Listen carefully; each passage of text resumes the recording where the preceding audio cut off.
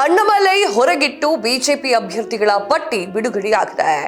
ಮನ ಮುಟ್ಟುವಂತಹ ಸಿಂಗಂ ಒಂದು ಟ್ವೀಟ್ ಅನ್ನು ಹಾಕಿದ್ದಾರೆ. ಹಾಗಾದ್ರೆ ಅಣ್ಣಾಮಲೈ ಅವರನ್ನ ಹೊರಗಿಡ್ಲಿಕ್ಕೆ ಅಸಲಿ ಕಾರಣ ಏನು? ಈ ಒಂದು ವಿಡಿಯೋದಲ್ಲಿ ನೋಡ್ತಾ ಹೋಗೋಣ. ಹಾಯ್ ಹಲೋ ನಮಸ್ಕಾರ, ನೀವು ನೋಡ್ತಾ ಇದ್ದೀರಾ ಸ್ಪೀಡ್ ನ್ಯೂಸ್. ನಾನು ಕಾವ್ಯ ಹೆಗಡೆ. ತಮಿಳುನಾಡು ಬಿಜೆಪಿಯ ಘಟಕದ ಜನಪ್ರಿಯ ನಾಯಕ ಕೆ ಅಣ್ಣಾಮಲೈ ಅವರ ಹೆಸರನ್ನ ಹೊರಗಿಟ್ಟು ಬಿಜೆಪಿ ಕೇಂದ್ರೀಯ ಆಯ್ಕೆ ಸಮಿತಿ ಅಭ್ಯರ್ಥಿಗಳ ಪಟ್ಟಿಯನ್ನ ಘೋಷಣೆ ಮಾಡಿದೆ. ನಿರೀಕ್ಷೆಯಂತೆ ಅಣ್ಣಾಮಲೈ ಹೆಸರು ಪಟ್ಟಿಯಲ್ಲಿ ಇಲ್ಲ, ಚುನಾವಣೆ ಸ್ಪರ್ಧೆ ಮಾಡುವುದಿಲ್ಲ ಅಂತ ಹೇಳಿ ಅಣ್ಣಾಮಲೈ ಅವರು ಹೇಳಿದ್ರು. ಟಿಕೆಟ್ ಘೋಷಣೆಯ ಬೆನ್ನಲ್ಲೇ ಅಣ್ಣಾಮಲೈ ಮಾಡಿರುವಂತಹ ಈ ಒಂದು ಟ್ವೀಟ್ ಭಾರಿ ಚರ್ಚೆಗೆ ಗ್ರಾಸವಾಗಿದೆ. ಮುಂಬರುವಂತಹ ಚುನಾವಣೆಯಲ್ಲಿ ಎಐಎಡಿಎಂಕೆ ಈ ಒಂದು ನೇತೃತ್ವದ ಎನ್ಡಿಎ ಮೈತ್ರಿಕೂಟದ ಭಾಗವಾಗಿರುವಂತಹ ಬಿಜೆಪಿ 27 ಕ್ಷೇತ್ರಗಳಲ್ಲಿ ಸ್ಪರ್ಧೆ ಮಾಡುತ್ತೆ. ಎಲ್ಲಾ ಕ್ಷೇತ್ರಗಳು ಕೂಡ ಅಭ್ಯರ್ಥಿಗಳ ಪಟ್ಟಿಯನ್ನ ಬಿಜೆಪಿ ಬಿಡುಗಡೆ ಮಾಡಿದೆ. ಬಿಜೆಪಿಯು 5 ಮಹಿಳೆಯರಿಗೆ ಟಿಕೆಟ್ ಅನ್ನ ಘೋಷಣೆ ಮಾಡಿದೆ. ಎಡಪ್ಪಾಡಿ ಪಳನಿಸ್ವಾಮಿ ಜೊತೆಗೆ ಮನಸ್ತಾಪ ಮತ್ತು ಟಿಕೆಟ್ ಹಂಚಿಕೆಯ ವಿಚಾರವಾಗಿ ಅಸಮಾಧಾನವನ್ನ ವ್ಯಕ್ತಪಡಿಸಿದಂತಹ ಅಣ್ಣಾಮಲೈ ಅವರು ಚುನಾವಣಾ ಕಣದಿಂದ ದೂರ ಸರಿಯುವುದಾಗಿ ಹೇಳಿಕೆಯನ್ನ ನೀಡಿದ್ರು. ಅಣ್ಣಾಮಲೈ ಸ್ಪರ್ಧಿಸಲಿಕ್ಕೆ ಬಯಸಿದ್ದಂತಹ ಕ್ಷೇತ್ರದಲ್ಲಿ ಮಾನಥಿ ಶ್ರೀನಿವಾಸ್ಗೆ ಟಿಕೆಟ್ ಅನ್ನ ನೀಡಲಾಗಿದೆ.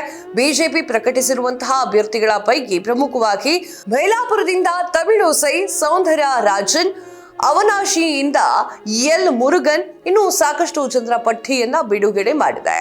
ಎಲ್ಲರೂ ಕೂಡ ತಮ್ಮ ಯೋಜನೆಯಂತೆ ನಡೆದುಕೊಂಡು ಬಂದಿದೆ. ಅಣ್ಣಾಮಲೈ ಅವರು ಕೊಯಮತ್ತೂರು ಈ ಒಂದು ಉತ್ತರದಿಂದ ಸ್ಪರ್ಧೆ ಮಾಡಲಿಕ್ಕೆ ಬಯಸಿದ್ರು.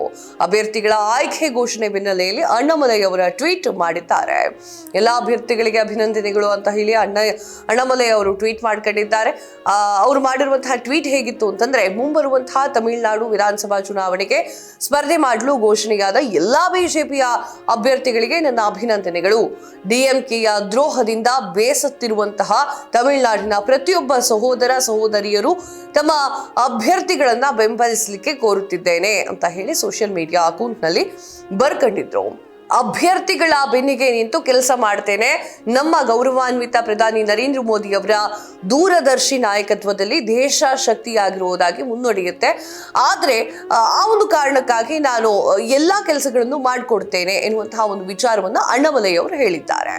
ತಮಿಳುನಾಡು ಮಾತ್ರ ಡಿಎಂಕೆ ಸರ್ಕಾರದ ಅಹಂಕಾರದ ಧೋರಣೆ ಅಂತ ಹೇಳಿ ಅವರು ಹೇಳಿಕೆಯನ್ನ ನೀಡಿದ್ರು.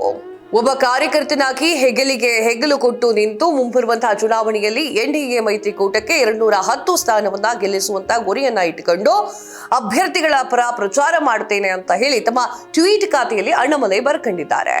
ನಿಮಗೆ ಟಿಕೆಟ್ ಸಿಗದೆ ಇದ್ದಿದ್ದಕ್ಕೆ ನಮಗೆ ನೋವಾಗಿದೆ. ಅಣ್ಣಾಮಲೈ ಅವರ ಟ್ವೀಟಿಗೆ ನೂರಾರು ಕಮೆಂಟ್ಗಳು ಹೀಗೆ ಬರ್ತಾ ಇದೆ.